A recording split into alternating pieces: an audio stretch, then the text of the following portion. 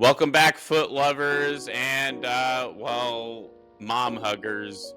This is Trades and Gains, where the markets rise, the planes don't, and while the AI industry just mortgaged the future. This week, the government shutdown is ending, technically, but the White House just admitted the air travel chaos won't end anytime soon, and experts say it could take weeks to get back to normal.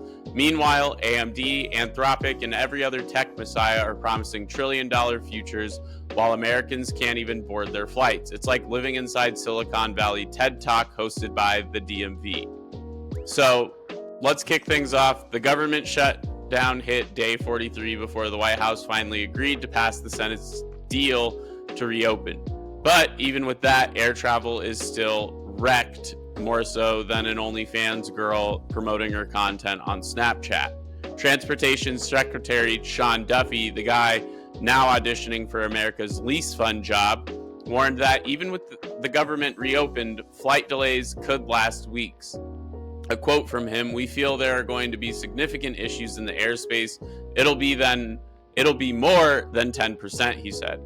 10% doesn't really sound huge until you realize that's millions of stranded passengers and billions in losses for revenue.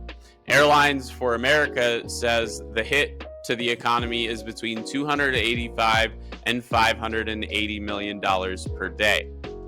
Basically, it's raining cancellations and the FAA's out of umbrellas. Experts say even after the deal passes, the system needs 36 to 72 hours to resequence flights. That's assuming everyone shows up to work, by the way. And considering 3,500 air traffic controller positions are still empty, back to normal is starting to sound like, well, a fairy tale at this point.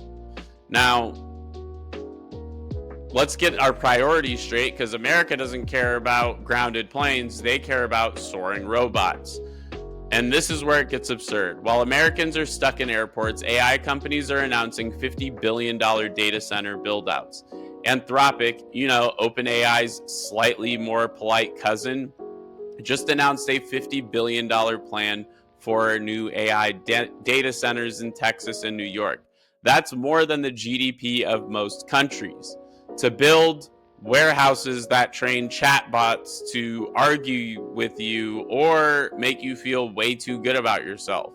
But don't worry, they're saying it'll create jobs, 2,400 construction and 800 permanent ones. Great, because nothing says economic balance like 3,000 jobs for a $50 billion bill that is about to be spent.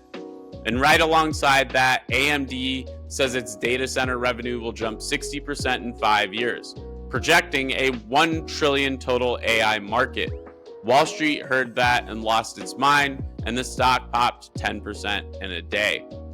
Meanwhile, Nvidia's down because apparently we're rotating from one overvalued chip maker to another. It's like musical chairs, but every chair costs $500 million. Now, let's go ahead and connect the dots.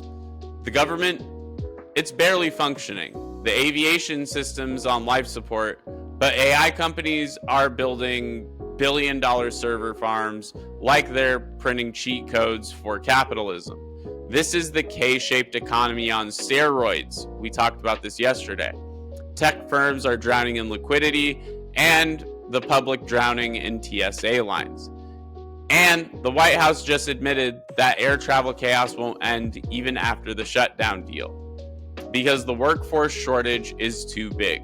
We literally can't staff the control towers, but we're throwing $1 trillion at robot overlords. Maybe Anthropic can train a model to, maybe land a plane. Now, what's the problem with all this, you're probably thinking, because it all sounds like good news, right? Well, all this AI spending assumes infinite money and infinite energy. AMD, OpenAI, Anthropic, they're all projecting multi-trillion-dollar markets. But investors are starting to ask the forbidden question: who the hell's paying for this? Lisa Su said, and I quote, "If AI usage grows as much as we expect, there's going to be plenty of financing." Translation: we'll go ahead and figure this out later. Except later always comes in 2000. it came with pets.com. In 2022, it came with crypto. In 2025, it might come with your GPU portfolio melting faster than your airport Wi-Fi connection. The White House is trying to spin this as transitional turbulence. But when you got 5 million stranded passengers and 500 million a day in losses, that's not turbulence. That's an economic migraine. And the kicker, Thanksgiving's next week. If this deal falls apart, we could see massive disruptions heading into the busiest travel weekend of the year. So good luck visiting grandma unless she lives in the metaverse. So here's your trades and gains takeaway. America's physical infrastructure is collapsing, but its digital delusion is booming. We can't move people, but we can move data. We can't hire controllers, but we can hire coders. We can't keep planes flying, but we can build billion-dollar AI data centers that teach themselves to fly someday. This is what late-stage capitalism looks like. Airports on pause, GPUs on fire, and everyone pretending that progress is measured in server racks. New rules for the week. Number 1, if AI is going to replace humans, start with politicians. Number 2, if you can't fix the FAA, stop lecturing us about the future of flight. Number 3, and if you think $50 billion data centers will solve humanity's problems, you've probably never been to LaGuardia. Stay liquid, stay cynical, and for God's sake, don't fly Spirit this weekend. I'm Max Pitts. This is Trades and Gains. Make sure you like, subscribe, leave a controversial comment down below, and I will make sure to get to it. I hope you're all having a great day.